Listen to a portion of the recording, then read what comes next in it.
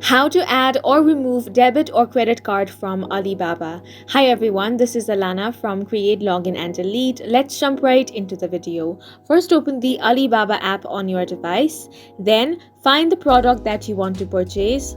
Then you want to tap on Add to Cart. Then tap on Checkout.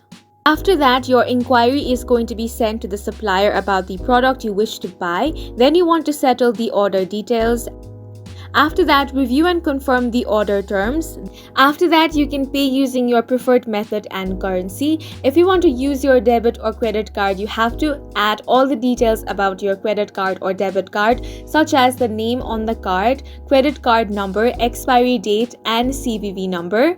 Then you can tap on Save the card information for next payment method if you want to save that payment method, or you can uncheck it if you want to remove that payment method. And that's it for this video. Please make sure to hit the like button and subscribe for more helpful tutorials.